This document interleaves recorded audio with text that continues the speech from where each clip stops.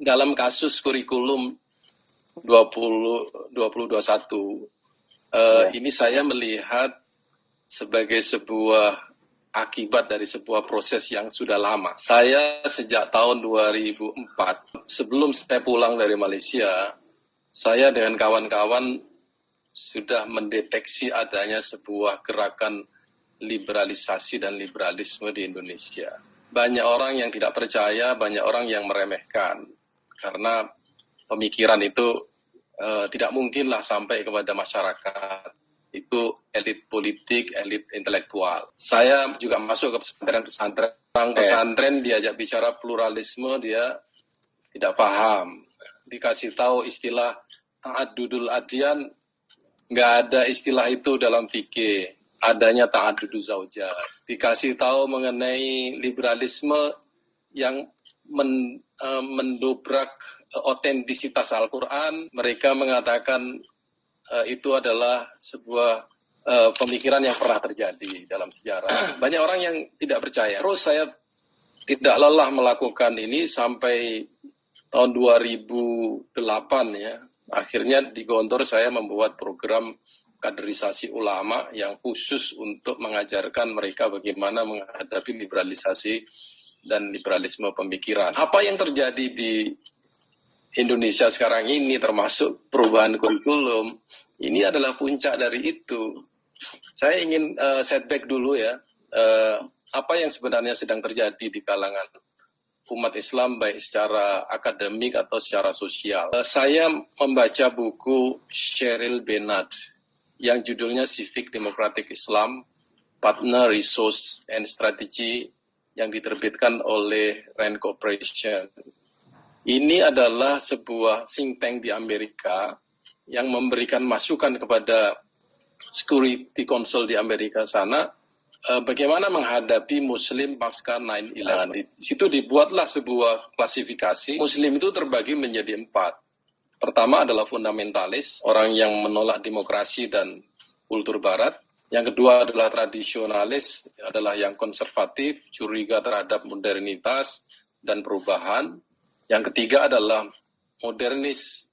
Modernis ini adalah orang moderat yang menginginkan dunia Islam menjadi bagian dari modernitas barat. Nah, dari sini dibangunlah istilah moderat itu. Dan yang keempat adalah sekularis, orang Islam yang memisahkan agama dari negara atau agama menjadi urusan individu. 4 ini menjadi kriteria yang mereka pegang dan kemudian menjadi target bagaimana memperlakukan kelompok-kelompok Islam yang disebut dengan fundamentalis dan tradisionalis itu. Akhirnya mereka melakukan langkah-langkah yang memang sangat strategis sekali. Di tahun 2001 di Jakarta muncul gerakan jaringan Islam liberal, juga ada kelompok yang mendirikan Center for Religious Pluralism, muncul kemudian ada Fehmina atau gerakan feminisme dan seterusnya. Itu ternyata bermula dari wacana-wacana yang liar ya, dan disebarkan secara masif dan dibiayai oleh Asia Foundation dan beberapa lembaga di barat termasuk Leap for All. Kemudian disebarkan melalui seminar-seminar di perguruan tinggi. Nah, ini memang sengaja diberi panggung orang-orang ini, termasuk tokoh-tokoh ormas Islam. Jadi tidak heran kalau misalnya di NU ada orang liberal, di Muhammadiyah ada orang liberal, di Persis juga ada orang liberal. Jadi ini memang sudah menjadi target. Nah, apa sebenarnya yang menjadi strategi mereka? Strategi mereka adalah merubah penafsiran Islam yang selama ini dianggap membahayakan dan penafsiran yang selama ini dianggap justru memperkuat Islam, itu yang kemudian dilemahkan. Kebenaran menjadi direlatifkan. Kemudian di dalam strategi mereka juga kritik terhadap kelompok tradisional ya, itu harus diarahkan kepada kelompok yang mereka sebut fundamentalis. Siapa yang fundamentalis dan siapa tradisionalis ini kita tidak tahu. Ya, tapi yang penting sekarang ini umat Islam berpecah belah. Dan mereka mempunyai target supaya tidak ada persatuan. Dan ini sudah terjadi betul-betul. Ya, ustadz mengkritik ustadz yang lain, kiai mengkritik kiai yang lain. Ini yang menjadi target mereka. Ya. Kemudian dimasukkanlah orang-orang modernis liberal itu ke dalam organisasi-organisasi tradisionalis atau organisasi massa yang itu menjadi mayoritas. Ada satu hal lagi yang menarik untuk dicermati, pernyataan Donald Rumsfeld di Republika tahun 2005. Ya. Ini yang sekarang terjadi. Ini saya akan bacakan teksnya. Amerika Serikat perlu menciptakan lembaga donor untuk mengubah kurikulum pendidikan Islam yang radikal menjadi moderat. Tertulis ini dalam Republika.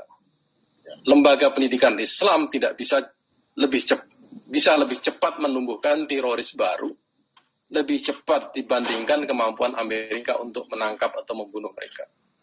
Jadi sudah taken for granted yang namanya radikalisme teroris itu ada dan itu membahayakan.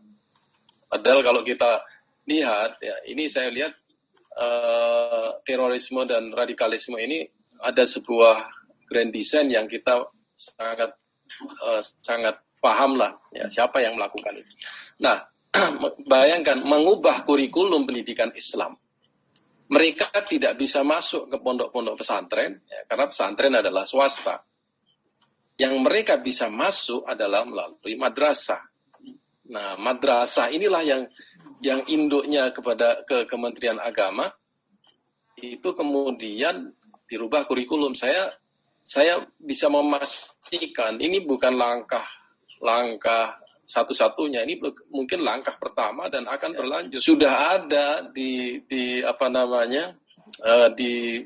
kurikulum perguruan tinggi itu kurikulum berwawasan gender, kurikulum berpluralisme, kurikulum berwawasan demokrasi dan seterusnya.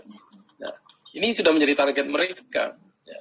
Apa sebenarnya yang mereka inginkan? Yang mereka inginkan adalah agar umat Islam itu cara berpikirnya, seperti Pak Lukman tadi katakan, ya, cara pandangnya dirubah, ya, cara pandang terhadap segala sesuatu. Jadi sekarang orang liberal bilang orang beriman itu adalah orang yang percaya kepada Tuhan apapun dengan agama apapun. Bayangkan, perubahan yang sangat fundamental itu aneh, lucu, tapi juga bunyi aja di media massa itu. Nah, orang-orang ini kemudian merubah-rubah makna jihad. Ya. Kemudian yang feminis feminis LGBT merubah perkawinan. Perkawinan tidak perlu laki-laki dengan perempuan, laki dan laki-laki juga disebut perkawinan. Jadi sekarang ini kita sedang berebut sebuah konsep, ya, bukan berbagai konsep. Adalah merubah cara pandang Islam. Mabda kita harus dirubah, worldview kita dirubah, ya, tasawur Islami kita dirubah, sehingga kita diarah-arahkan untuk menjustifikasi isme-isme itu. Saya kemudian bertemu dengan salah seorang peneliti di Rand Corporation ini di Tokyo. Namanya Engel Rabasa. Saya tanya dia, what do you mean by moderate? Moderate Muslim, saya bilang. Ternyata memang itu keyakinan mereka. Dia bilang begini, moderate Muslim are those people who accept liberalism, feminism, democratization, secularism, feminism dan seterusnya. Oh, berarti kesimpulan saya bahwa yang disebut dengan modern tadi itu adalah orang-orang liberal. Orang liberal itu adalah moderat. Nah, di sini kata-kata moderat sudah diselewengkan. Padahal di dalam Islam kita mempunyai istilah wasatiyah. Nah, yang lucu, orang-orang ini menggunakan istilah wasatiyah, tetapi maknanya adalah moderat dalam pengertian barat. Itu yang kita tidak menyadari. Orang yang berpikir wasatiyah itu adalah yang ikut nyanyi-nyanyi di gereja. Orang yang mengatakan bahwa semua agama sama, itu moderat. Ya. Orang moderat itu adalah orang yang tidak mengatakan kita perlu berjihad. orang moderat itu adalah orang yang tidak perlu menerapkan hukum Islam. Ini semuanya ada di dalam wacana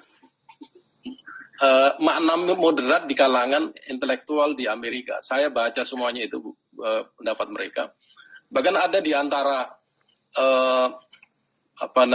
intelektual itu, saya lupa namanya, yang mengatakan bahwa selama orang Islam menjalankan syariat Islam, dia tidak moderat. Wah, ini sudah sangat ekstrim sekali dan ini menjadi tantangan bagi kita. Nah, cerita kisah sejarah Pak Fahmi tadi itu perlu dimunculkan sekali lagi bahwa secara sejarah Islam tidak pernah bersifat ekstrim dan bersifat zalim. Ya, sejarah Palestina dengan kepemimpinan Umar bin Khattab itu menunjukkan bagaimana Islam bisa menyatukan Yahudi dan Nasrani. Ya, misak Umar bin Khattab itu menjadi perjanjian yang diimpi-impikan oleh orang Yahudi dan Nasrani di Palestina pada waktu itu. Nah, di Spanyol juga begitu. Agama Yahudi Nasrani hidup damai di bawah kepemimpinan Islam. Sekarang kita balik saja, di mana negara mana yang orang Islam bisa hidup damai padahal dia sebagai minoritas. Kita selalu dalam keadaan tertekan atau dalam keadaan yang diperlakukan secara tidak adil. Kembali kepada kurikulum, ya. Ini kurikulum masih baru di SK-kan, ya. Kita belum baca buku-bukunya. Saya menghimbau kepada Bapak dan Ibu sekalian, mari kita kritisi semua buku pelajaran yang diterbitkan oleh Kemenak ini, ya, dan kita ramaikan, ya. Karena saya yakin ini kurikulum dirubah tanpa melalui prosedur yang melibatkan para tokoh pendidikan Islam. Saya ingat di zaman Pak Muti Ali dulu, ada majelis pendidikan dan pengajaran agama Islam kalau yang disebut dengan MP3A, yang di dalamnya itu adalah kiai-kiai tokoh masyarakat dari semua ormas, yang di situ mereka diberi hak untuk memberikan pertimbangan mengenai kebijakan-kebijakan Kementerian Agama. Nah, nampaknya ini tidak dilakukan oleh Menteri Agama sekarang ini, dan itu akan blunder pada akhirnya nanti dan akan mengakibatkan, kalau ingin umat Islam moderat, saya memberikan saran kepada Bapak Menteri dan siapa-siapa yang mempunyai wewenang di situ, fahamkan Islam seperti apa adanya. Karena Islam itu menjanjikan kedamaian. Kalau takut umat Islam akan menjadi radikal dan menjadi teroris, berarti Anda takut pada sesuatu yang Anda sendiri yakini sebagai sebuah kebenaran.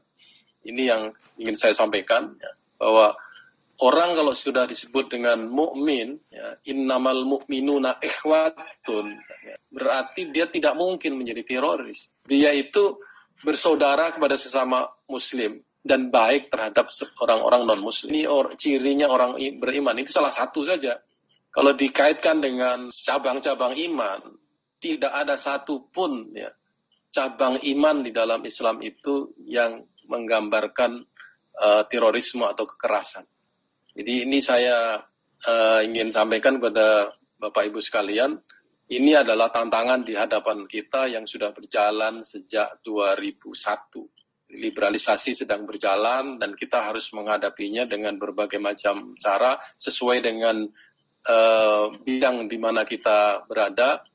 Saya di sini terus juga mendidik, ya, calon-calon tokoh pemimpin di masyarakat bagaimana menghadapi ismu-ismu yang seperti ini dalam profesi masing-masing, sehingga ini menjadi kerja kita bersama. Kalau mereka melakukan secara formal, kita bisa melakukan secara informal melalui lembaga-lembaga pendidikan, lembaga ormas, ataupun kelompok-kelompok kajian seperti begini ini. Insya Allah ini diskusi akan manfaat, mudah-mudahan akan membawa hasil yang terbaik bagi kita umat Islam. Syukron. Wassalamualaikum warahmatullahi wabarakatuh.